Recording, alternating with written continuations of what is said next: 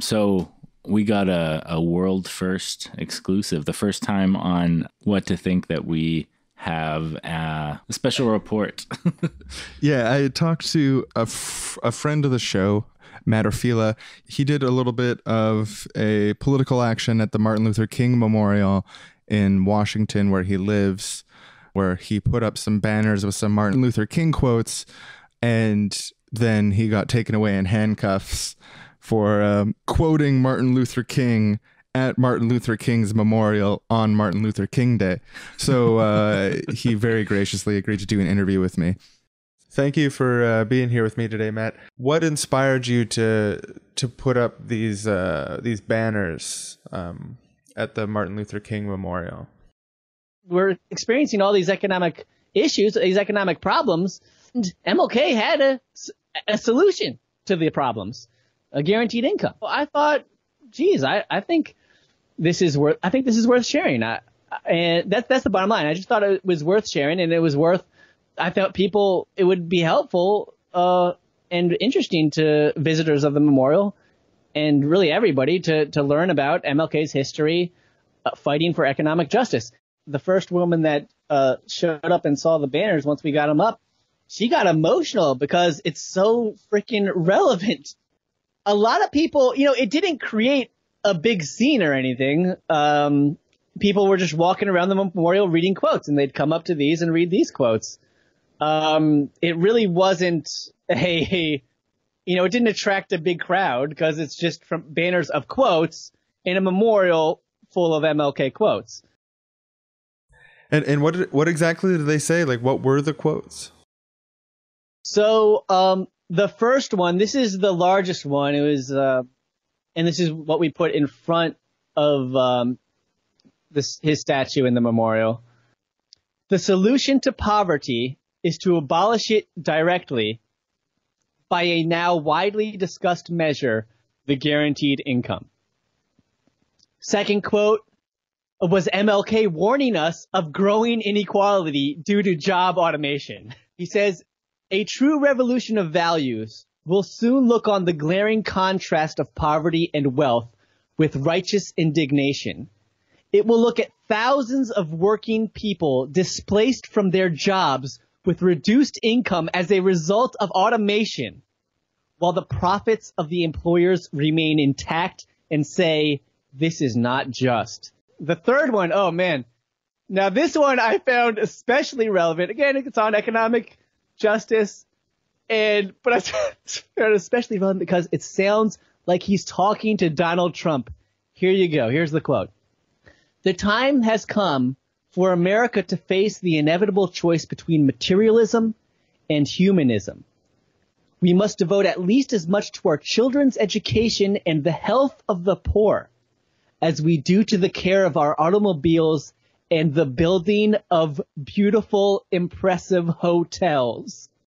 We must also realize that the problems of racial injustice and economic injustice cannot be solved without a radical redistribution of political and economic power. But then police came. Police, park rangers, park police, whatever. Some 5 cops show up. They tell me, you can't be here without a permit. Move it or we will arrest you.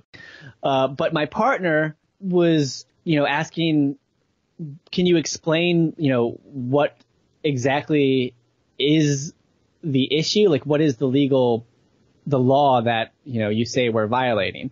And he gave this, I don't know, like some 12-digit code that I don't have off the top of my head. But it's just this dense code. So it says permit requirements. Demonstrations and special events may be held only with a permit, except demonstrations involving 25 people or fewer. They may be held without a permit. So it was just me and a friend. So I'm not good at math, but that's a lot less than 25 persons. Okay, here you go. Less than 25 people exempt from needing a permit, but, quote, not allowed to erect temporary structures other than small lecterns or speakers platforms. However, the use of portable signs or banners is not restricted. So with the law, there definitely seems like there's some wiggle room.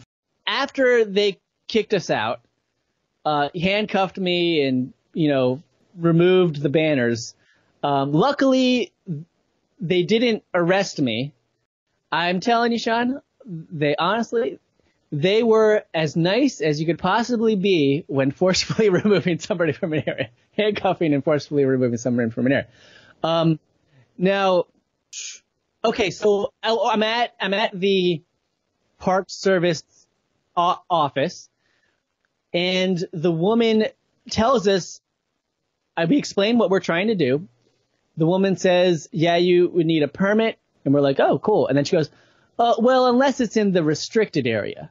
And she pulls out this map, and the entire memorial just has lines through it. The only part of the memorial that is not restricted, they don't consider restricted area, is outside of the memorial. I'm still unclear if the real reason we weren't there was because of a permit issue, because it seems like we would be allowed to do it according to the code, seeing how we're less than 25 people and seeing how portable signs and banners are allowed. So it's just like this maddening bullshit bureaucracy. We're like, oh, you need a permit. And then we find out the permit doesn't even permit you to do anything inside the memorial. It just permits you to do something outside of the memorial. The Martin Luther King Memorial is essentially a no free speech zone.